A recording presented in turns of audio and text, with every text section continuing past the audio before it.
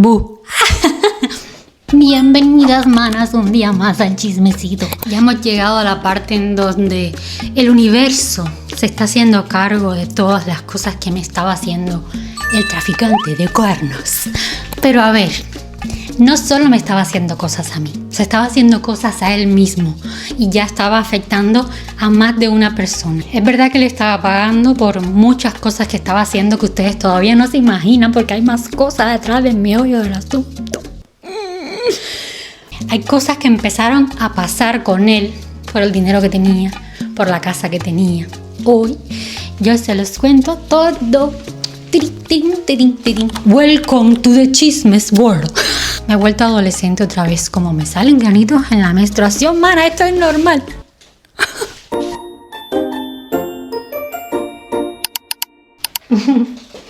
Nos quedamos entonces en que él ya estaba preso, en que yo le había cogido el tablet, había visto varias conversaciones. No estaban todas, porque él no tenía respaldo o replicado el WhatsApp. Las cosas que yo estaba viendo era por Messenger, que hablaba por Facebook con algunas personas, Sinceramente, seguramente hay muchas cosas que estaban en su celular. Yo tenía esperanza de que soltaran el celular en algún momento de la investigación, porque si pasaba en algún momento de ser ya una prueba del delito, me lo devolvían a mí. Pero spoiler, se perdió. Sí, recuerden que cuando uno entra a la cárcel, uno deja sus pertenencias. Y cuando uno sale de prisión, te devuelven lo que tenías al inicio de que entras. Da igual, aunque pasen 50 años, el día que sales te devuelven tus cosas. Inexplicablemente se desapareció. Era un iPhone, no sé, el último de ese momento, porque él sí era de este tipo de personas que cada vez que salía un iPhone nuevo, él tenía que tener el último. Bien. Entonces, por supuestísimo que era una cosa valiosa que se terminaron por quedar ahí sus cosas. Hay tantas cosas de prisión de Cuba que yo sé que nosotros sabemos que las cosas que pasan en la cárcel, blan, blan, blan, blan, pues son muy fuertes porque siempre hemos escuchado hablar de las cosas, ¿no? Pero en Cuba, manas, es todavía una versión antigua de las cosas que pasaban hace 50 años. Bueno, allá siguen pasando y más. Pero vamos a profundizar en estos pequeños detalles, pequeños grandes detalles, porque la verdad es que es bastante cruel, porque no hay derechos humanos. Pero bueno, vámonos al chisme que ahora mismo es lo importantísimo. Bueno, yo estoy así contenta porque ya pasó, porque chicas, eso fue el trauma de mi vida. Todas las cosas que yo viví con este ser fueron las que a mí me convirtieron a la persona que soy en día hoy. No es que yo fuese mala persona, pero sí era bastante ilusa, inocente. También me faltaba madurez. Yo en ese momento pensaba que era muy madura, pero me faltaba aprender muchas cosas, prestar atención en otras cosas importantes de mi vida. Las personas que tendemos a tener dependencia emocional, pues como que nos viramos demasiado hacia la persona o la pareja que tenemos y nos dejamos a nosotras de lado, a nuestra familia, a nuestro todo. O sea, yo hubiese hecho las cosas muy diferentes. Bueno, esto forma parte de la vida, el aprender, el madurar, el darse cuenta de muchas cosas que uno haría, ¿no? Cuando eras joven, pero no las hiciste simplemente porque no estabas preparado.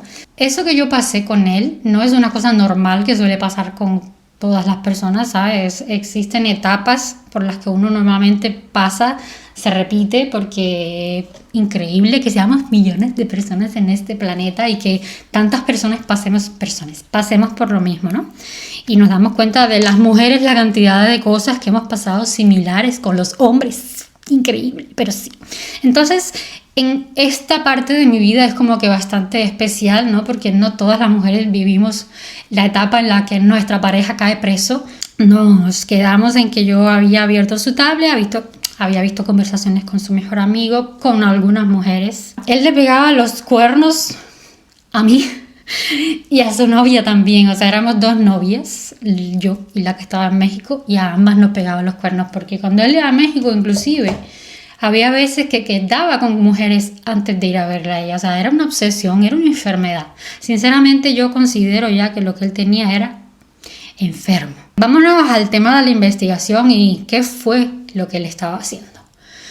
Al día siguiente de él haber entrado preso del aeropuerto, todo eso, cuando ya yo conseguí entrar al tablet, vi bastantes cosas, bueno, yo seguí dándome cuenta de cosas que él hacía por partes. Siempre yo pensaba, esto que pasó ahora que yo me acabo de enterar, es lo peor. O sea, ya no puede existir algo peor. Ok, olvídalo, porque eso pasó muchas más veces. Al día siguiente, mi mamá me tuvo que acompañar porque yo estaba destruida.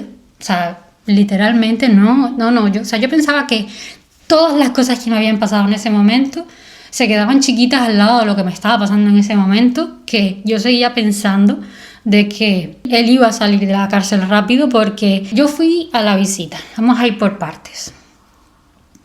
Yo llegué a la prisión donde él estaba. Fui a buscar al instructor que me habían dicho el día anterior, que a nosotros allá le llamamos instructores. Cada uno de los presos tiene un instructor.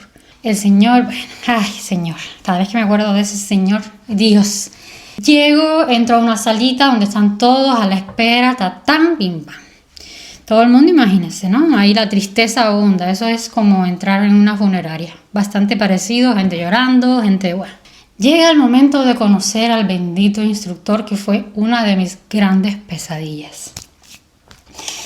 Ellos siempre van a mostrar una cara diferente de la que es. O sea, siento que con cada una de las personas que forman parte de la investigación son una persona, porque ellos necesitan, ¿no? Psicológicamente, tratar con cada uno de una manera para poder sacar información.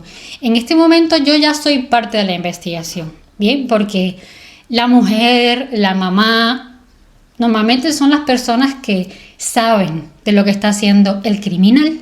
Entonces, a mí era la que más podían sacar mi información porque se suponía que él a mí me lo contaba todo o que yo estaba viviendo todas las cosas que él estaba haciendo. Conmigo, el instructor siempre fue muy amable. Él a mí como que me psicoanalizó y conmigo me trataba de una manera y con otras personas de otra. Ya les voy a ir contando con el tiempo. Cuando yo llegué, él siempre me quiso malmeterme de todo. O sea, él me exageró a mí por 10 todas las cosas que él estaba haciendo porque él necesitaba que yo lo delatara, ¿no? O sea, que yo me sintiese mal por todas las cosas que él estaba haciendo para que yo fuese la mayor testigo que tuviese el caso. Ellos resolvían el caso rapidísimo si yo declaraba todo lo que él estaba haciendo, o lo que se suponían ellos que yo sabía, por ser la mujer de él. Entonces, a partir del momento en el que yo entré ahí, él empezó a fuertísimo a decirme todas las cosas, entre comillas, que habían averiguado.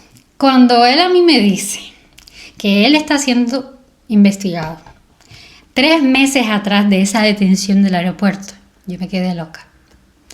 Porque ellos sabían muchísima información que yo no sabía porque lo estaban vigilando. O sea, en el momento en el que él entró en esa investigación, cada vez que él llegaba a su casa había alguien.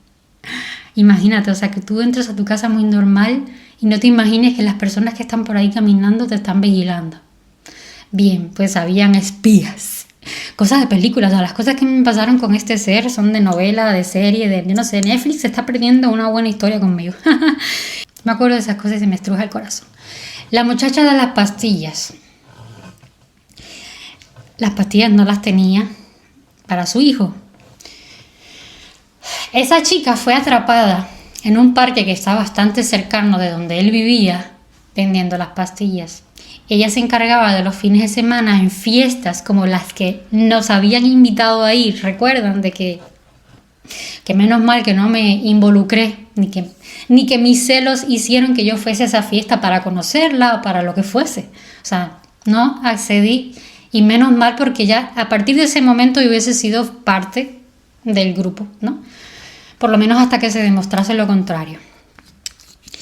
A esta nena la agarraron, porque era chiquitita, por eso digo la nena, o sea, era jovencita bastante. La agarraron en el parque vendiendo las pastillas y en ese momento ella, ya cuando la amenazaron, porque ella tiene el niño pequeño, no era solo un niño, eran 2, tiene un niño y una niña. y la amenazaron con que les iban a quitar los hijos, entonces ella como que no tenía nadie con quien se quedaran los niños y todo eso. Por lo que terminó, como nos decimos nosotros, echándolo para adelante a él. Ella fue la que dijo, las pastillas me la trae un mexicano, que la traje de... Por lo tanto, él entró en esta investigación como traficante de drogas internacional. Para darles una idea, este tipo de delitos es uno de los más penados en Cuba. Están por encima, escucha, de un asesinato. O sea, las cosas en Cuba, la verdad, que por ese aspecto de lo que viene siendo el crimen y las drogas y esas cosas está bastante regulado, entre comillas, pero sí. No es que no exista, porque de todo existe en todos lados, aunque sea poquito, hasta en los países más seguros, pero la verdad es que en Cuba hay bajísimo porcentaje de drogadicción, de crimen y todo eso, porque la verdad es que no se permiten armas y bueno, la droga está bastante penada, entonces la gente se controla mucho más para vender droga. Al ser tráfico de drogas internacional, esto era uno de los peores. Entonces, él no tenía derecho a salir bajo fianza. Nada. O sea, él tenía que estar dentro de prisión hasta que se hiciera el juicio, que normalmente suele demorar 1 año y pico, 2 años. O sea, lo que sea que esté. O sea, los jueces van en casos y eso vive atrasado eternamente. A mí un guardia X de fuera de la prisión me había dicho de que iban a estar 7 días en investigación continua y de que pues, si todo se resolvía en esos 7 días, él salía. Si se demostraba de que él era inocente, a los 7 días iba a salir. Y yo contaba con esos 7 días porque para dentro de mí se iba a poder demostrar de que estos medicamentos eran de él, de que él estaba haciendo de buena fe todo lo que estaba haciendo y que lo único malo, entre comillas, que estaba haciendo era que le estaba dando las pastillas para su hijo y que él iba entonces a ser juzgado por estar medicando al niño, que sería una condena más baja. Bien. Lo que yo no me esperaba era de las cosas que me iba a enterar. En ese momento a mí me dieron agenda para ir a visitar la casa. Necesitaban saber si dentro del hogar había más medicamentos, si había más drogas o cosas así. ¿Qué sucede? Que el tratamiento que se da para el TDAH tiene componentes de la cocaína. Y cuando lo mezclas con ciertas cosas, yo la verdad es que no sé explicarles bien porque no sé de farmacéutica y estas cosas. Además que cuando lo mezclas con alcohol hace como ahí ¡guau! Resulta de que lo que lo usaban era para, no sé, para el componente, lo que traía. Por lo tanto, se consideraba no un tratamiento, sino una droga. Yo no tenía ningún problema en mostrarles la casa y demostrarles, o sea, para mí yo estaba ayudándolo a él a demostrar que era inocente. Ellos a mí me fueron dando información poco a poco para irme mal metiendo para que yo al final dijera, yo voy a contarles todo. Pero la verdad es que sinceramente yo no sabía, pero ellos no sabían que yo no sabía. Desde un inicio él me dijo, yo sé que tú no formas parte de esto que está sucediendo porque al estarlo vigilando a él nosotros sabemos de ti, o sea, ya a ti te hemos investigado, a ti te hemos seguido. Y yo, ¿qué me estás contando? Él me dijo a mí, tú vas los fines de semana, hay fines de semana que no vas, llegas a tal hora, te vas el domingo a tal hora. Sabemos perfectamente de que tú no has estado en esto. Sabemos que él bajaba fines de semana, que se encontraba con ella a la puerta de su casa, a veces en la esquina de su casa, y luego ella fue perseguida al parque y la atraparon en el acto. Ella fue juzgada también, pero te bajan la condena cuando accedes a formar parte o como para acoger al jefe, ¿no? del tráfico. Y ella se ofreció a formar parte de una cadena de cómo hacer para cogerlo a él en el acto. Lo que pasa es que no lo consiguieron. Por eso fue que al final decidieron atraparlo en el aeropuerto. A él no lo cogieron en el acto cuando estaba entregándole las pastillas a ella. Recuerden de que ella estaba desaparecida, de que se había ido supuestamente a provincia con una abuelita que estaba grave. Ella ya había sido capturada, estuvo varias semanas presa, por eso es que el teléfono estaba apagado. Lo que pasa que hasta que ella ya cedió y dijo que iba a formar parte de la investigación, le permitieron salir exactamente cuando ella apareció para decirle que trajera más pastillas desde México para poder atraparlo a él en el aeropuerto. O sea, todo estaba organizado para atraparlo ese día. O sea, desde antes de que él se fuera para México ya ellos sabían el día que iba, el día que volvía y todo. Inclusive la cantidad mínima que iba a traer, porque ella había pedido en esta ocasión cantidad específica. Hizo esto para que le rebajaran la condena para poder estar en la vida de sus hijos. Las madres, pues, son capaces de hacer cualquier cosa. Sorpresa sorpresiva. ¿Se acuerdan del supuesto hermano gay que había ido con ella el día que fue a entregarle las pastillas? Este chico no era su hermano, era su marido. O sea, había una cochinada en todo este mundo. O sea, que aquí ya de por sí en este mundo hay bastante suciedad, ¿me entiendes? Y ella era amante de mi novio. Ella engañaba a mi novio con que el hermano, o sea, que era el hermano, no su marido, para que todo se quedara en la casa. Es horrible. Y resulta de que el marido también estaba vendiendo las pastillas. O sea, ellos se dividían la cantidad y él vendía por un lado, ella vendía por otro. Y lo atraparon a él también, por lo que significa que los niños de ambos, porque los hijos eran de los dos, estaban en ese momento con una abuela o algo así, pero la abuelita estaba malita, estaba viejita, no tenía con quién dejar a los niños, por lo que si la abuela terminaba por decir que no podía o lo que sea, los niños iban a pasar al Estado, a ser parte del Estado. Iban a dar a cuidarlos en un orfanato, en algún sitio de la seguridad social, hasta que ellos salieran de prisión. Entonces ellos hicieron todo lo que fuese necesario para que les redujeran la condena y no estar eternamente en prisión. Y así fue como ellos hicieron todo aquello de que lo llamaron, le dijeron, vamos a ir a buscar las pastillas, traernos más pastillas. Terminaron saliendo antes que él. Llega el momento en que ellos van a la casa. Fue un grupo de investigación. Fueron 3 personas, 3 detectives, incluyendo al instructor. Ese día mi mamá fue conmigo. En la casa está la entrada, donde está la sala, recibidor y parte de la cocina. Y habían 2 cuartos y un baño. En cada uno de los cuartos iba a haber una persona. Así que estábamos mal en sí, porque mi mamá estaba en una habitación con uno de ellos y yo estaba en la sala con el instructor.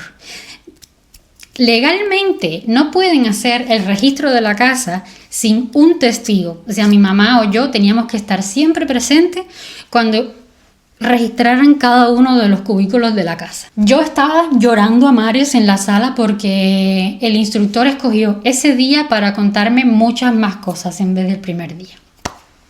Mientras mi mamá estaba con uno de los detectives en una habitación haciendo el registro. O sea, limpian todo, te viran la casa al revés, a ellos no les importa nada, pero tienen que buscar pruebas del delito. El instructor se apareció con un registro, un historial de todas las llamadas y los mensajes de mi novio. Y ahí fue donde me mostraron, tu novio tenía estas conversaciones con esta muchacha, me mostraron todo, me dejaron una copia, era tan hijo de la gran, o sea, él sabía muy bien lo que estaba haciendo porque el instructor lo que estaba buscando era que yo me pusiera de parte de él, en contra de mi novio. O sea, ya él se había dado cuenta que conmigo me iba a ganar con las emociones, porque yo, muy sentimental y bueno, esa es mi debilidad, mi corazoncito. Yo me quedé así toda loca porque ahí no estaban los mensajes completos, eran como 2 o 3 líneas nada más de cada mensaje y ahí yo veía con quién hablaba con un montón de mujeres y con esta muchacha y es donde él me dijo, mira, él la trata a ella de mi amor, o sea, la chica de las pastillas, los días en el que tú estabas aquí, él bajaba, le daba besos allá abajo, nosotros los vimos, hicimos fotos, no me mostraron ninguna foto, pero me lo dijeron. Y estaban aprovechando también de todos mis bajones, ¿no?, que yo tenía en ese momento por todo lo que estaba pasando. Esto se secó y se resecó. Mientras yo estaba conversando con él y todo, él estaba también haciendo un registro de la sala, de toda esa era la parte más grande. Mi mamá entra con uno de los detectives al cuarto principal, que era donde estaba la caja del taladro, que estaba con todas las cositas acomodadas con las pastillas. Cuando ellos ya salen y dicen, está todo limpio, o sea, está todo limpio entre comillas, porque primero habían salido con toda la bolsa de medicamentos, empezaron a registrar enfrente de mí y nos quitaron tramadol, antibióticos y cosas que supuestamente no se podían tener. Bueno, hacemos aquí un espacio para recordarles que en Cuba no hay medicamentos. Sinceramente no sé si todas esas redadas que hacen los medicamentos llegan a la parte de investigación o se los reparten luego ellos. Pero bueno, no habían encontrado las pastillas porque ya se habían acabado. En ese momento no había, y yo sabía que no habían, porque yo era la que hacía la limpieza y hasta las cositas de los medicamentos y todo, yo era quien lo organizaba, porque él solía tomarse alguna cosa y dejar todo regado, hombre al fin. Entonces yo terminaba siempre pasando, acomodando todo lo que él iba regando. Yo tenía hasta organizadas las pastillitas por tamaño, las cajitas y todo, un poco toque, que yo soy un poco obsesiva compulsiva, y eso me ayudó a mí a saber más adelante qué fue lo que hicieron. Cuando mi mamá sale con el detective, que le dice así, ya no hay más nada, está todo limpio, en ese momento él a mí me estaba sacando conversación, me estaba enseñando justo lo de los mensajes y no sé qué, bastante estratégicamente, cuando de repente ya mi mamá está saliendo y el otro se había metido en el cuarto atrás de mi mamá, cosa que no se puede hacer, pero estas cosas yo las entendí después. En ese momento yo no sabía lo que se podía, lo que no se podía hacer, lo que era legal, lo que no era legal, pero como yo luego me volví abogada y loca, bueno, sale el detective con una caja o 2 cajas de estos medicamentos, así como que a mí me mira y me dice, ¿y esto qué es? O sea, ya se transformó, se puso así como de mala forma, ya era otra persona, ¿ves? Me estás diciendo que aquí, porque yo le estaba diciendo, aquí no hay nada, no vas a encontrar nada, porque yo soy la que organiza, yo soy la que limpia, no vas a encontrar nada. Me sale así como que estás mintiendo, o sea, tú sabes y me estás mintiendo, ¿qué es esto? Y así de, ¿qué es eso? O sea, yo ni siquiera caía, o sea, fíjate mi inocencia que yo decía, ¿qué es eso? Y haciendo así de que, ¿qué es eso? O sea, no sé, dímelo tú. Esto, mira, es esto, el nombre de las pastillas. Yo sinceramente no tenía ni idea de que eso estaba aquí. Quiero que me expliques de dónde lo sacaste, porque que yo sepa, eso no estaba aquí. El otro no, estaba abajo de no sé qué, o sea... Yo me quedé sorprendida, no me di cuenta en ese momento de lo que estaba pasando realmente y empecé a llorar aún más porque era como que yo entendí, ¿no?, de que él tenía escondidas esas pastillas. Yo lo seguía sin ver como algo malo, pero ellos decían que eso no se podía tener y tan. Me dijeron, bueno, esta cantidad ya es suficiente prueba para demostrar de la prueba del delito, de que estas son las pastillas. Necesitaban saber también el número de serie, que coincidiera el número de lote con los que estaban en investigación. Ellos necesitaban encontrar la caja madre de las pastillas que encontraron cuando fue detenida la muchacha. Ellos tenían que poder conectar que él era realmente quien le traía las pastillas a ella. Estas cosas a mí más adelante me demostraron de que realmente muchas de las cosas que me decían no eran reales, porque si ellos ya habían visto a mi novio entregarle pastillas en manos a la muchacha como inicialmente me habían dicho, no les hacía falta encontrar el número del lote de las pastillas, pero bueno, uno es principiante, uno no está acostumbrado a estas cosas y no sabes todo lo que son capaces de hacer. En ese momento yo me di cuenta de que era bastante grave lo que estaba sucediendo y de que mi novio no iba a salir a los 7 días como habían dicho que podía pasar, por el hecho de haber encontrado estas pastillas en la casa. Salí corriendo al día siguiente, después de toda esta movida, a buscar una abogada. Yo era la única persona que él tenía en Cuba. Yo fui la que me encargué. Me hizo muy fuerte todo lo que sucedió, chicas. Tuve que encargarme de darle la noticia a sus padres de lo que estaba pasando, de decirles que su hijo había caído preso. No podían en ese momento obviamente aparecerse en Cuba. A la semana de todo lo que pasó fue que ellos pudieron ir a Cuba porque tenían cosas políticas pendientes que tuvieron que retrasar, pero para poder hacer todos esos movimientos tuvieron que hacer, bueno, sus cosas, además de que no había vuelos y cosas así para ese momento, en fin. El tema es que yo estuve una semana solita haciendo todos los trámites y todo. Me tocó a mí anunciar lo que pasaba en su familia. Me tocó a mí también ir al hospital a dar la información de lo que estaba pasando con uno de sus estudiantes, avisar a sus compañeros, avisar a sus profesores. O sea, fue todo muy fuerte. Imagínate, o sea, yo sé que tal vez no se puede comparar, pero es algo parecido a como cuando fallece un familiar y te toca a ti darle la noticia a los seres queridos y estar fuerte para todos. Cuando yo fui a hablar con sus profesoras fue bastante duro porque sabían cosas también que yo no me imaginaba, sus compañeros también.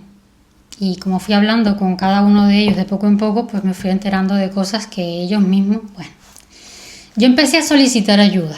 Yo empecé a decir, los amigos de él van a ser testigos para hablar a su favor de que él es buena persona, de que él es buen médico. Yo necesitaba que por lo menos 2 profesores se presentaran para hablar del buen médico que era, de las cosas que hacía, y necesitaba por lo menos 2 compañeros que pudieran también corroborar las cosas que hacía. Bueno, yo empecé a buscar, ¿no? Y increíbles chicas, pero nadie me quiso ayudar.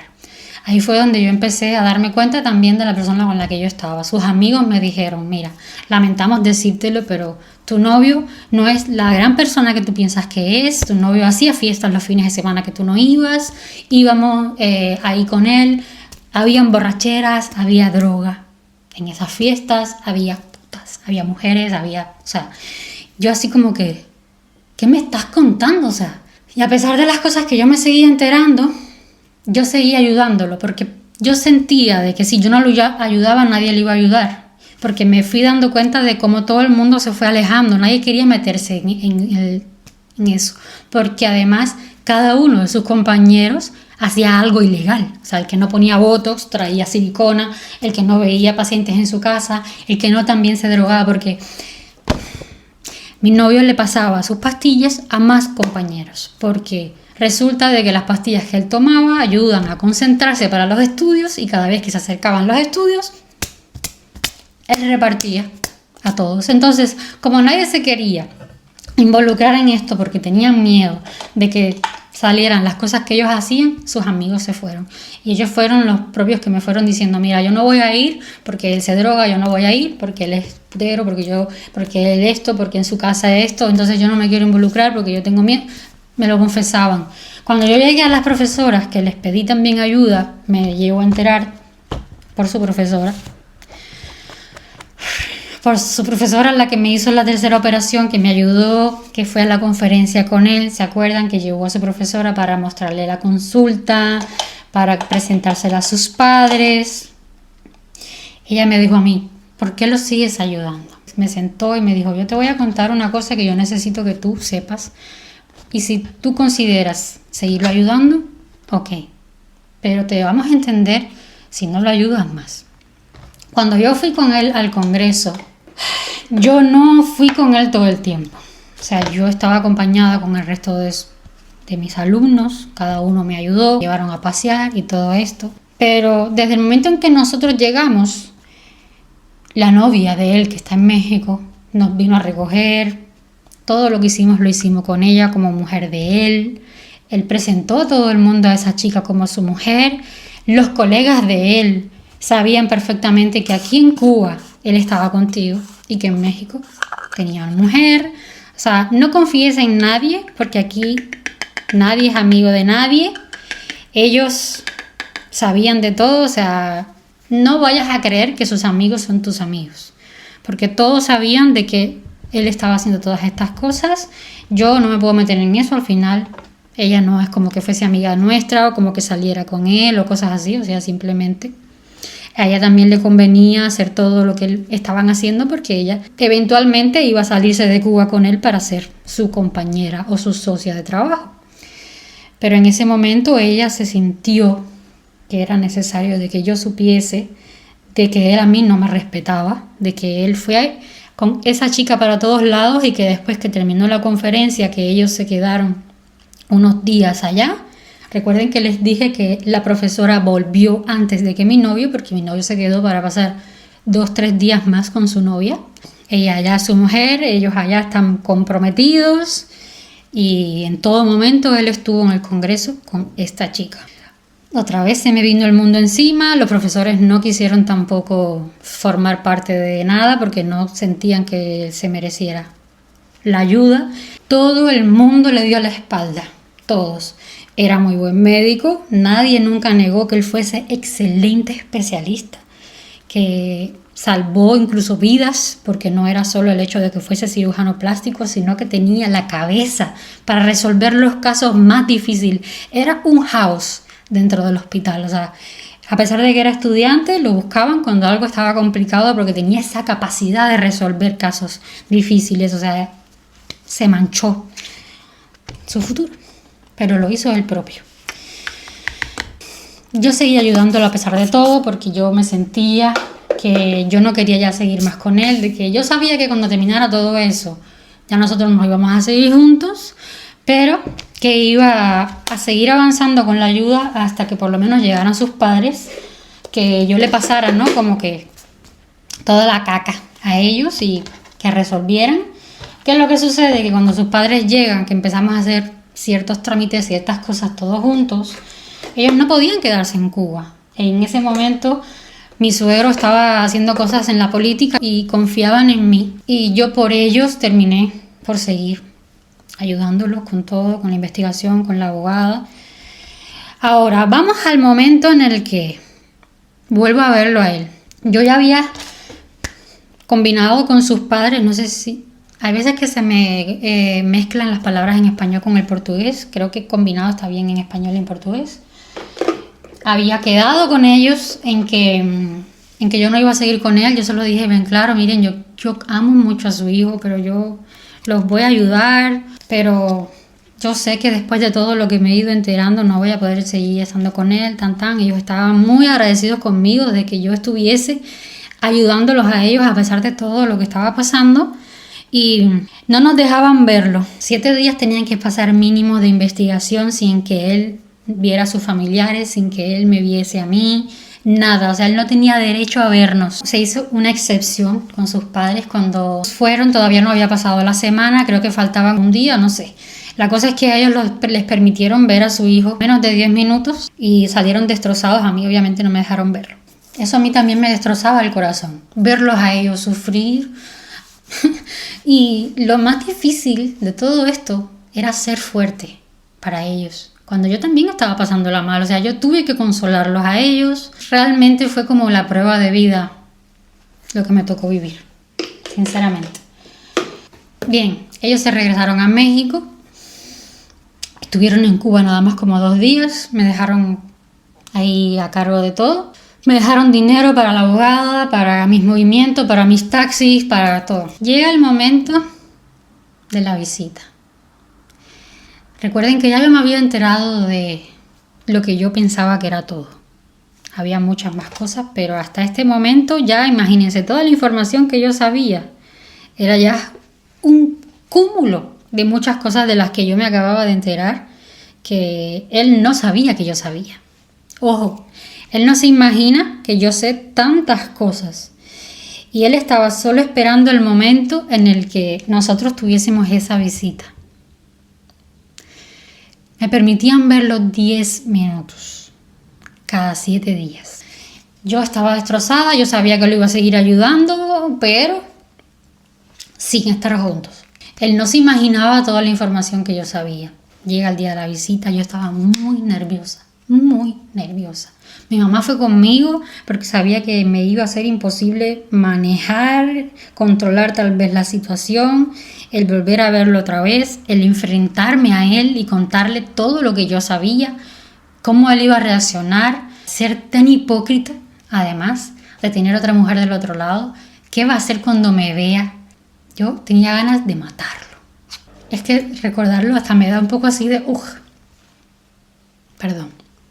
O sea, esta parte de mi vida, de mi historia es bastante difícil.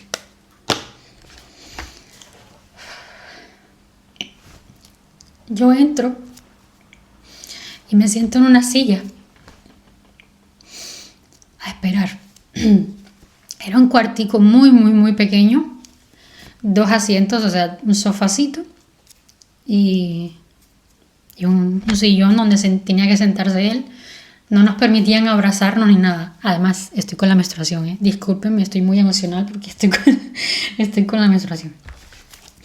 Y a mí el corazón se me quería salir. O sea, de repente entra el coronel o policía, no sé. Entran con él, esposado. Eso para mí fue súper fuerte, verlo a él rapado. Le cortaron todo el pelo y estaba vestido de preso. Después me contó que había pedido que por favor si podían quitarle las esposas para que yo no lo viese en ese estado, pero obviamente no se podía. De repente él entra, lo veo, empieza a llorar. Llora. Ese impacto de ese momento de verlo esposado, de todo, o sea, como que me fui a abrazar, el policía lo quitó. ¿Qué es lo que sucede?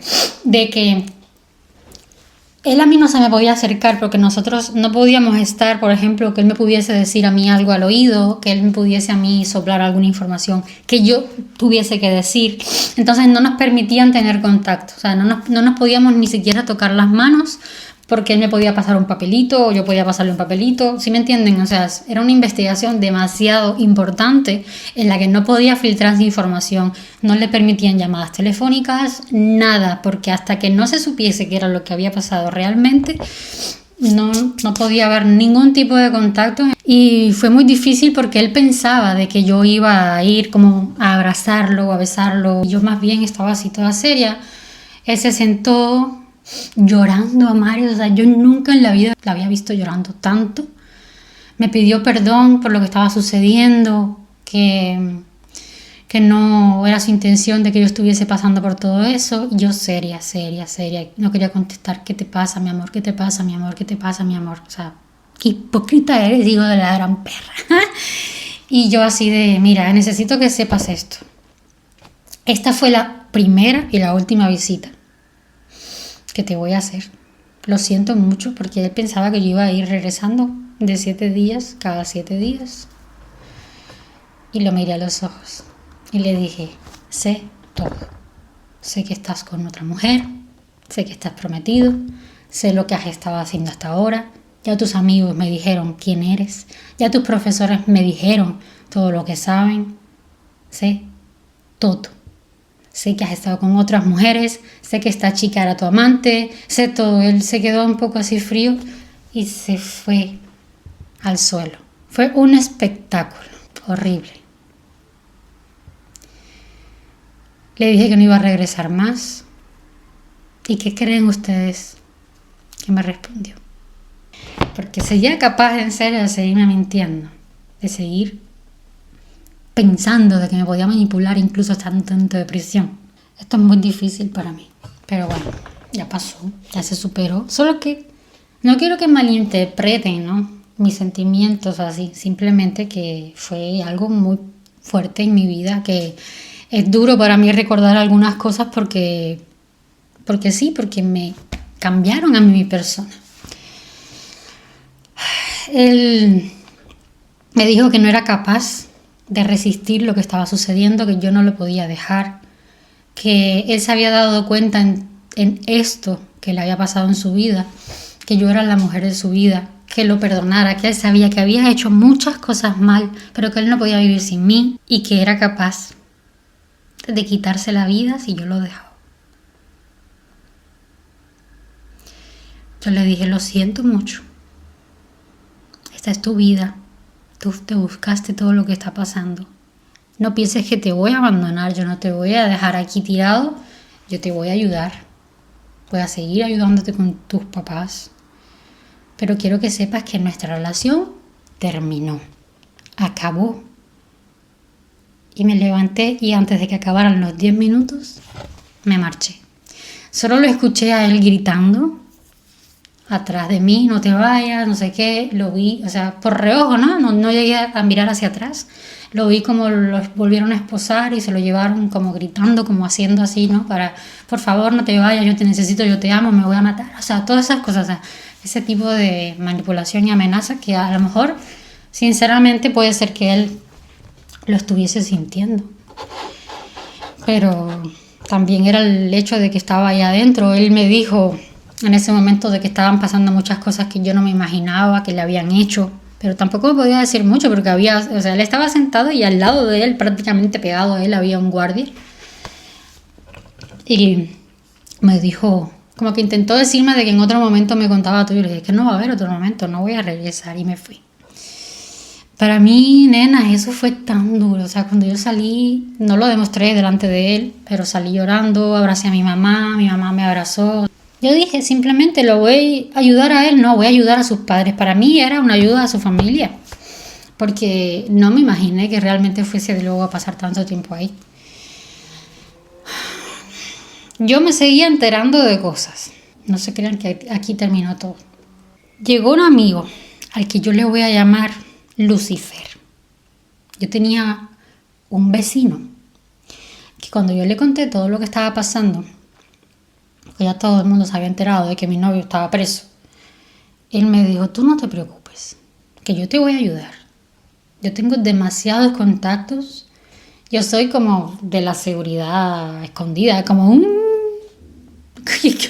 ¿cómo se dice? Un espía, no un espía, de la CIA, un cosa de esto, ¿no? Que como que está infiltrado como habitante y resulta de que son, no sé. Mira, él a mí me enseñó un montón de información, me demostró realmente de que tenía contactos y tal, y yo terminé por confiar en él sin pensar. Que voy a poner una expresión al aire, no, obviamente no es así, pero yo estaba cavando mi tumba sin imaginar, o sea, sin imaginármelo, porque yo lo que quería era ayudarlo a él, para que saliera y ya hiciera su vida. Yo no quería estar más con él. Lucifer, nunca lo voy a olvidar en la vida. Fue tan hijo de la gran, más todavía, que el traficante de cuernos. Así que adopté a este amigo que me iba a ayudar con todo esto, a sacarlo incluso por dinero. Teníamos esa idea de que con dinero todo se consigue. Y en Cuba las cosas no son tan fáciles, verdaderamente. Encontré abogada, una muy buena abogada. Me hice amiga de la jefa del buffet. ¡Wow! El buffet. Hice un millón de cosas que nunca en la vida me iba a imaginar. Pero bueno, les voy a ir contando poquito a poquito. Yo tenía mi heladería. A mí las cosas mentalmente al principio fueron difíciles y yo me fui como que dando mi terapia de que todo iba a estar bien, de que todo lo que estaba pasando era que el universo estaba poniendo las cosas en su lugar. Y cada semana, cuando me tocaba la visita supuestamente para ir a verlo, porque me lo permitían, porque en el caso yo era su esposa. O sea, a mí siempre me tuvieron ahí como ella es la mujer de él, aunque no estuviésemos casados. Lo que hacía era llevarle cosas. Como él necesitaba aseo, comida, algunas cosas, ¿no? Que podía tener allá adentro, yo me encargué. Le llevaba sacos. Mis papás se encargaban de ayudarme a preparar todo, a prepararle comidas y todo lo que nos permitían pasar, aseo y tal. Yo empecé a hacer una vida más o menos, entre comillas, normal, a pesar de todo lo que yo estaba pasando. Uy, un moquito. Yo lo seguía ayudando, pero mi vida tenía que seguir. Y tenía mi negocio, empecé a salir con mis amigas para despegarme un poco de todo lo que estaba pasando. Empecé a todos los fines de semana a llevarme a mis hijos a la piscina, a salir con ellos, con mis amigas. Creo que hasta tengo foticos de esos tiempos por ahí. Era como una rutina ya. Coger los fines de semana para distraerme con mis niños y todo eso. Todo estaba bien. Entre tanto, el amigo este que yo les digo que tenía, que era más mafioso que del gobierno, diría yo, que él se había enterado, porque pudo acceder al expediente, se había enterado que las pastillas que aparecieron el día que fueron a la casa a registrar habían sido puestas ahí para poder conectar las pastillas del lote con las pastillas de la muchacha, que realmente no había sido real, ¿no? Y de que yo estaba metiéndome en un saco bastante lleno de mierda.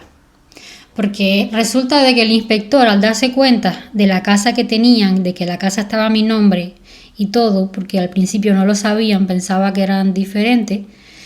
A ver, les voy a explicar rápidamente. Cuando en Cuba hay un tema de tráfico de drogas en una casa, la casa se la queda al Estado. O sea, si una casa está envuelta en un delito, la casa se la quitan a la persona con la que haya. Por ejemplo, al él estar traficando con drogas y tener una ganancia de eso, supuestamente, significa que él compró la casa con las ganancias de lo que estaba haciendo, que es ilegal y blan, blan, blan, por lo que significa que el Estado le retira la casa. ¿Qué pasa? Que legalmente ellos no podían retirarle la casa a él porque la casa era mía, estaba a mi nombre. El inspector puso las pruebas falsas en su casa para poder quedarse con la casa. O sea, si el inspector ganaba el caso, la casa esa de él iba a pasar a nombre del inspector. Entonces él se propuso como objetivo ganar el caso. Iba a hacer lo que tuviese que hacer para ganar el caso y quedarse con la casa, que además estaba nueva, la acababa de renovar él, acababa de poner todo, o sea, la casa estaba preciosa y el inspector se dio cuenta de eso el día que fue a registrar. Así que la única manera en la que él se podía quedar la casa en este momento era quitármela a mí. ¿Y cómo podía hacerlo? Dejando de ser bueno conmigo e involucrarme en el crimen.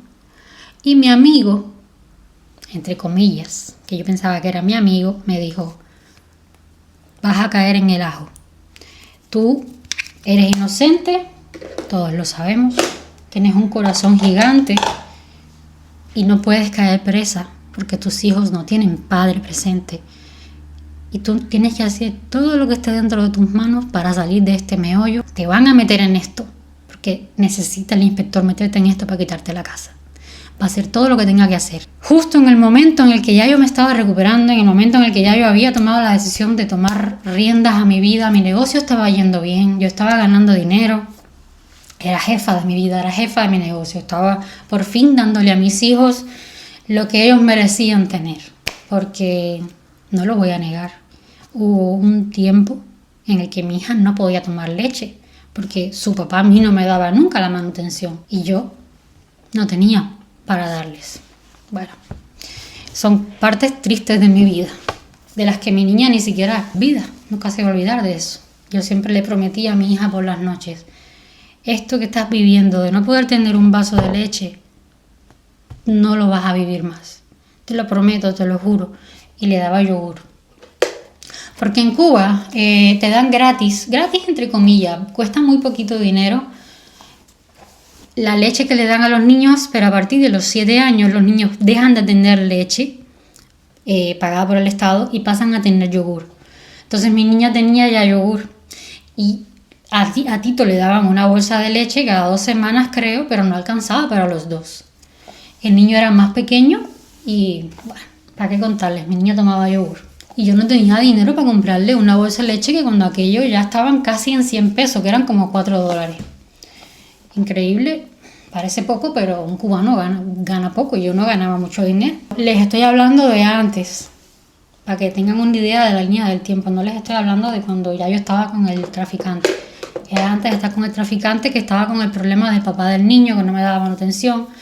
Y todo esto, que todavía yo no tenía negocio, estaba viviendo en casa de mis padres y bueno, cosas que yo creo que se me han pasado a decirles, pero ya no vienen al caso volver otra vez para atrás.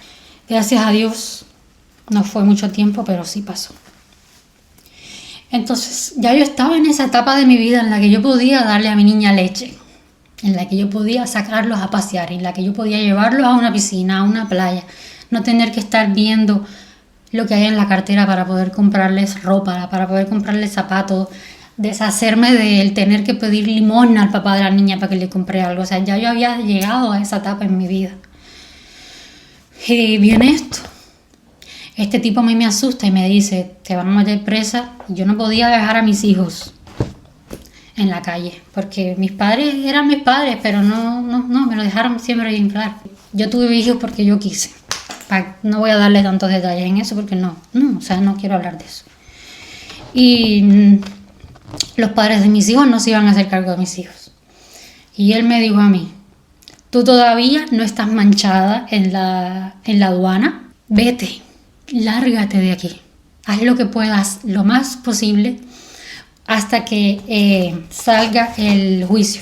Una vez que ya salga el juicio, ya vas a poder volver. Yo le dije: yo no puedo irme porque el papá de mi hijo no me dejaba sacar a mi hijo del país. y yo no me iba a ir y iba a dejar a mis niños atrás. O sea, prácticamente yo estaba dejando a ver qué era lo que pasaba, pero yo no iba a dejar a mis niños en Cuba, me iba a ir sola. Mi amigo llama a los padres de mi novio, que en ese momento ya tenían comunicación, le contó lo que estaba pasando, le dijeron, saquen a Eli de aquí porque ella no se va a querer ir por sus hijos, si no la sacan de aquí la van a coger presa. Vinieron a Cuba, me dijeron, tienes que irte, vamos a hacer una cosa, te vas una semana y vamos a tratar de resolver esto en una semana con los contactos que tiene Lucifer y dentro de una semana regresas. Y yo les dije a ellos, me voy, pero me voy solo si se va mi hija conmigo. Y con el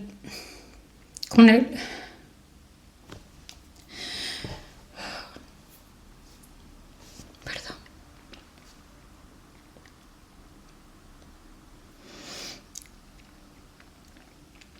Con el corazón en la mano, tuve que dejar a mi niño en Cuba.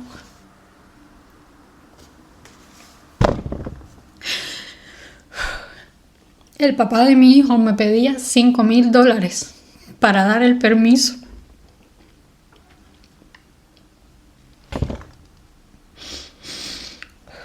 Me pedía $5,000 para permitir que el niño se fuese conmigo. Yo no tenía tanto dinero. Él decía que los padres de mi novio podían pagarlo. No podían pagarlo tampoco. Porque además, aunque el papá del niño me diera el permiso de que el niño se fuera, el niño no se podía ir en ese momento conmigo. Yo pensaba que iba a estar solo una semana fuera de Cuba y dejé al niño con mi abuelita, porque su familia, por parte de padre, no se quedaban con él. Me fui con Nani para México. Me llevaron mis suegros en ese momento y me dijeron, te prometemos que no va a pasar más de una semana. Me llevé en la maleta ropa para una semana para mí y ropa para una semana para Nani.